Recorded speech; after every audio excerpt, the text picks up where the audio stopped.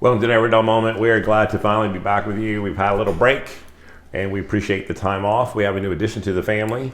We took in a stray puppy and that has kept us very busy. And you might actually see him visit us on the show. So if you do, you can welcome Trevor to the family. So today we have a little fun that we get to play. Today we have some knives that we're going to review. And it made me kind of smile when I thought of this particular show because we have the knives of Perfect Edge Cutlery. Now, a lot of you who watch the show and who are in the knife forums are very aware of Tara Ransfer and her family. Perfect Edge Cutlery of San Mateo, California has been a very big part of our show from the very beginning, from donating the very first knives that we were able to give away to actually being the first interview that we ever had on the show. So we appreciate Tara's help. And once again, when we met her for the only time that we've ever met her at the Blade Show last year, not the one past, but the time before, it was such a great honor to actually see her and see her knowledge and hear, but to have her introduce us to different bladesmiths that were there at the show. So once again, she has contributed to the show, and it was at that Blade Show, which we've held on to for a while, that she donated a couple of knives to the show. And as we've been giving away knives, we hadn't gotten around to giving these away yet. They will be something that we give away in the future, but we're going to have some fun with these because one, we're going to open them up for the very first time. I haven't looked at them really yet. This one I haven't looked at all. This one I peeked at. But what I'm going to have some fun with on the show is not tonight sharpening them, but I'm excited to sharpen this type of steel. The proprietary steel used to make Perfect Edge Cutlery knives is CTS BD1N.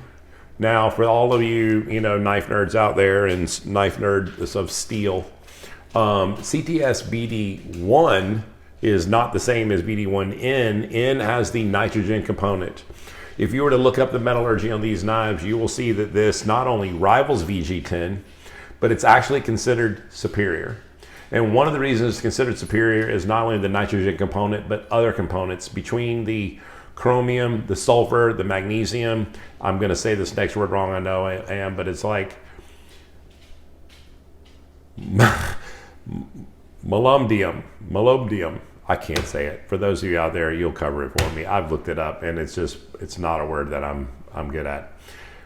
But all of the different components that are added to this particular type of steel are meant to make this steel harder and have edge retention. So even though the hardness of this knife is 60 to 63, it's really supposed to shine in its edge retention. So where it's supposed to outshine VG10 is supposed to be in the world of edge retention. So I am a fan of VG10. If you like the stainless component, this is a stainless knife. Even though you should still always wipe your knives down and put a little bit of oil on there to protect, you have that chromium present to make it a true stainless steel knife. So this particular type of steel a lot of times is used in outdoor knives and everyday carry knives. Even though it is used in cutlery, it has not for some reason caught on. And if you hear some strange sounds going on in the background, that is our new puppy kind of playing with some toys and playing with his brothers and sisters. So thank you, Tara, for once again donating to the show. And thank you, Trevor, for joining the show.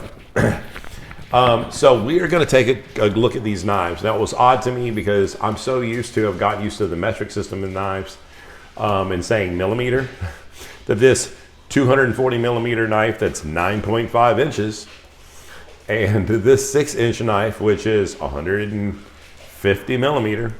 So they're both made out of BD1N steel. They're both Perfect Edge Cutlery knives. But one is a Honesuki. So one is going to be a boning knife and one is going to be a chef knife. And I've peeked at this, so I know it has a Western handle. I'm not sure about this. We'll find out together. So let's take a look. So again, not used. I've had it since Blade Show of last year, so over a year. It's still wrapped up, so we'll go ahead and unveil that.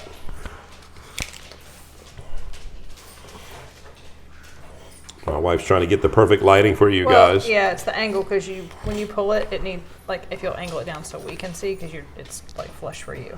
Is that better for you? Yeah, it's fine. That's what I mean when you pull it out of the sheath, though. Yep. Instead of I will say right off the bat, one of the things that I like about this handle is there is another high-end luxury line that we've all seen before that uses this style of handle. So I'm excited to finally put this in my hand. Okay. So we're also interested in seeing how sharp Tara's company sends out the knives. There's a now, by the way, doggo ruckus going on back there. There is a dog ruckus going on. So by the way, the steel is made by an American company, Carpenter, and so it is an American manufactured steel. Let's also, while we have this out, go ahead and pull out the other knife. Now, obviously, this is a mono steel. You don't see any type of core or any type of cladding. Okay, so this says the Dragon Storm series. And I've not opened this to know how this works. So this has definitely more of an Asian look to it.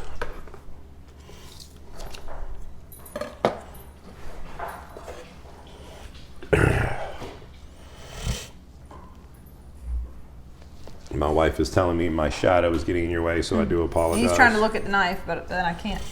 Yeah, so definitely a unique handle.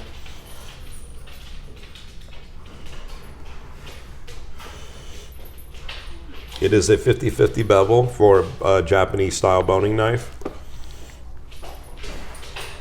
Got that K-tip. Beautiful, I actually love it. So I'm not really going to get any use as far as my wife is saying, excuse her for the mic drop. So we are not going to actually be using these knives in any type of food today because in the future these knives will be given away. But I will say that on a different episode, I am going to sharpen this particular knife to make sure that it's extra sharp for you. And that is my opportunity for the very first time to sharpen this type of steel. I am told by all the information that I see that it should be an absolute pleasure to sharpen. I personally like the knives that are between 60 and 63. I like more of a 62, 63 on the hardness. So I'm anxious to see how sharp we can get it if it has those VG10 quote unquote properties. A lot of times I find when you add that chromium content to make it stainless, you typically take away some of your ability to get sharper. But that's where the N comes on in the BD1N. The nitrogen component makes the grain structure finer. And in doing so, we should be able to get the knife actually much sharper. Okay, so if you can ignore, I don't know if you guys can hear it in the background, we have some dogs playing. Puppies are going crazy. They're having a tug-of-war battle. Tug-of-war battle. So let's see like what kind of sharpness we got working on. So I don't know, does this put pressure on Tara? Do we think that Tara is like hand sharpening each one of these knives before they go out? I wouldn't know. Okay, so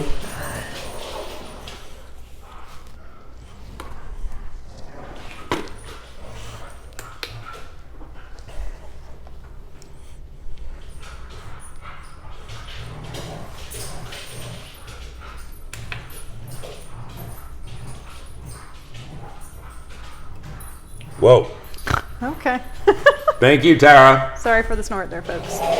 Thank you, Tara, for the 86. That is a sharp knife. Maybe I shouldn't be sharpening this knife. I'm pretty sure it's good to go.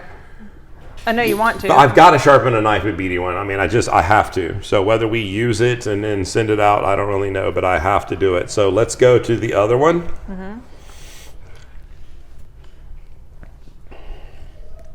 We do want to thank you for your patience on the show. We've had a big summer. In case you didn't know, I had a major surgery. We had some kids visit from another country. And so we had a great summer with them. Trevor! Trevor! All right. Y'all just watch Greg for a minute. Yep. So what you guys can hear is we have the puppy making friends with the other dogs. Well, they're in her crate.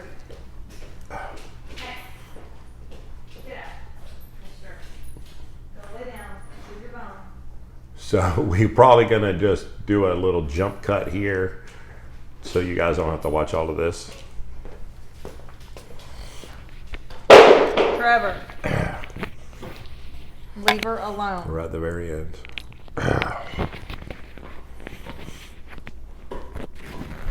but I want to go in her crate. Okay, so my wife is back after saving some dogs from each other. All right, so we've got the Honesuki. Let's see how we're bringing this in.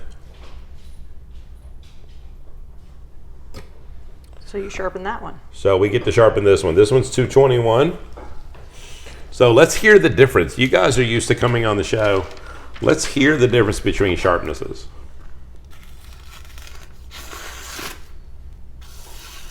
That one sounds loud. Different piece of paper. I say different piece of paper. Okay. Maybe it's warped because they all look a little wrinkly.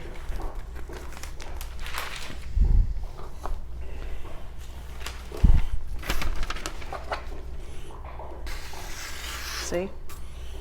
There's my wife. Huge difference. Okay. Okay, so there's... It was a little louder than I expected it to be, though, I have to say. Okay, so let's go to this one. This one should be quite loud, actually.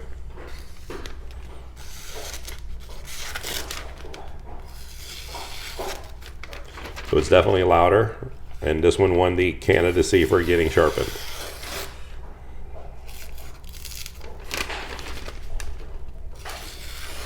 It's not bad. Yeah, it got better. It's almost like it needed. It's almost like maybe it had a little bit of like a burr on it through traveling, and it's like the moment you cut a couple of things, it just got a little bit better. My wife said, check it again. We'll stop cutting. Okay, hold on. No. I'm making sure that it's clean. You're lying. Right there, right at the top. Oh, right at the top. I'm not kidding. I'm not kidding. Folks. I'm not kidding. Here's the thing about this test, in case you guys don't know. This test is not the standard. It's a tool. And it only tells you the sharpness of a specific point on the knife. So the knife could be technically dull in another point and sharpen the point that you hit. So the reason I kept going, because I don't know where I'm going to do it. So I need to make sure that the entire thing is free of any type of burr. And that can easily, if they're machine made, factory made, it could easily be that way.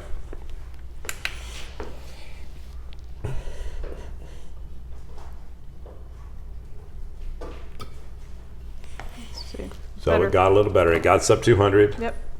So that is definitely better. Wait, we got the paper towels out. We got to use them. Yeah. It was a massive eye roll in case you all couldn't feel that. And that's what an 86 does. You know, it gets you a nice paper towel cut, and you know. Why are we even trying the other one? Because you just want to see the difference. Exactly. And that's what not an 86 does. Yeah, does not cut. Yeah, see. That's what an 86 does. Nice. Thank you, Tara. So, by the way, beautiful designs. Okay, beautiful. We've had them in the house May of not this year, but the year prior. May? It was before? It was May of last year. It was when I went to the show, and you were June of it was last year. Yeah. And so over a year, we've had these knives in the box, ready to go. I was there. Both made of the same steel, both a little bit different looking. I know my wife would have really loved to have kept this knife. It's a little big for me, to be honest. Huh? It's a little long for me. Okay. So I look forward to sharpening this steel on a different episode and showing you what we can do. And I want to thank you guys for checking in on the show. Again, we're going to be having some stuff. We have a vacation coming up. So we might not, we're still being intermittent for a second. But the episodes that we have coming up is a tour of a new workspace that I have in the garage of multiple tools. We're going to have a show where we ask your suggestions on how to use the different tools together. We're going to take a knife and take all the corrugated edges off of a Hinkle. We're going to be sharpening a Japanese Honesuki that actually has some kind of dents in it from breaking bones in half that it really needs to be kind of polished out. We're going to be sharpening this steel. We actually have a Syrax sharpening stone to compare to the normal Sahiro sharpening stones. Someone was from the show was kind enough to gift that to me, and I never had a Syrax, so I'm excited to see like the difference in, since they're both made by Sahiro, see the difference in how the stone feels. So, and then I actually made a new modification to the belt grinder. So I'm super excited about a platen that we got, in addition to that. So we definitely have some more things coming up, focusing a little bit more on sharpening. We have some other knives that we haven't showed you. I've got two that are very unique specialty knives made each for individual type fish. None that can really be found on the East Coast. So we definitely have some things coming up. I'm excited. And the how sharp. Huh? We have a how sharp video. We have a what? How sharp. How sharp would this be? How sharp should this be? Oh yeah, we have a video on how sharp you should sharpen each type of knife. So again, we look forward to doing all those for you in the future. Thank you for still supporting. We just crossed 11,000 subscribers. And as our family grows, we're glad that our YouTube family grows as well. Thank you so much for supporting us. Good night.